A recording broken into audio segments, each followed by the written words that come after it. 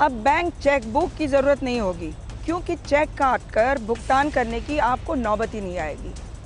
नहीं ज़रूरी होगी बैंक की पासबुक कि आपको पैसे का हिसाब किताब रखने में सुविधा होगी, वैसी नौबत ही नहीं आएगी।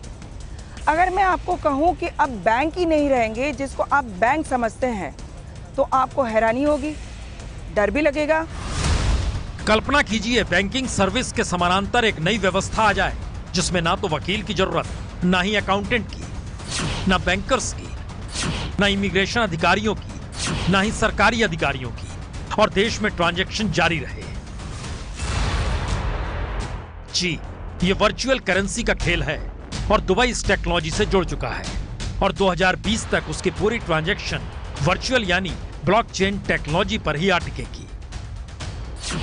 डिजिटल पासपोर्ट के जरिए दुबई इंटरनेशनल एयरपोर्ट पर ब्लॉकचेन सिक्योरिटी मिलेगी। तमाम रियल एस्टेट या संपत्ति से जुड़े ट्रांजैक्शन ब्लॉकचेन के जरिए होंगे। किराए से लेकर टेलीकॉम बिल तक आप ब्लॉकचेन के जरिए जमा कर पाएंगे। और अक्टूबर में तो दुबई ने अपने नागरिकों के लिए क्रिप्टो करेंसी जारी की, जो ई कैश यानी डिजिटल कैश है। क्रिप्टो करेंसी का मतलब है ट्रांजैक्शन के लिए कोई मिडिलमैन नहीं चाहिए।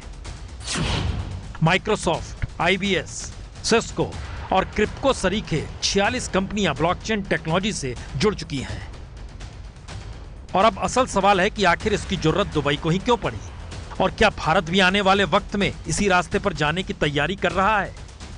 दुबई का कहना है उसने तकरीबन 1 करोड़ दस्तावेजों को ब्लॉकचेन टेक्नोलॉजी में डाल दिया है, जिससे दुबई ने 2.5 करोड़ लोगों के काम के घंटे बचा लिए और $1.5 मिलियन टैक्स भी बचा लिया।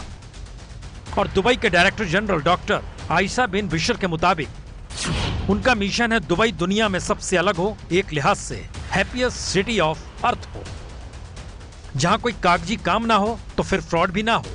और दुबई का टारगेट 2020 का है, और भारत भी क्या 2020 तक इस दिशा में बड़े पैमाने पर बढ़ना चाहता है। ब्लॉकचेन का मतलब साफ है, ना ही रहेगी बैंक, ना ही रहेंगे बैंकर, ना ही रहेंगे मिडलमैन जो आपको ट्रांजैक्शन में मदद करते हैं।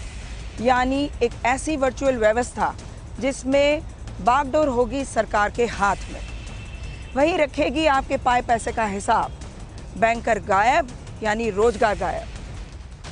तो आखिरी सवाल यही है, क्या यह भारत जैसे लोकतांत्रिक देश में संभव है, या फिर भारत भी इसकी तैयारी कर रहा है और आने वाले वक्त में कोई मिडिल मैनेजमेंट जॉब रहेगी नहीं।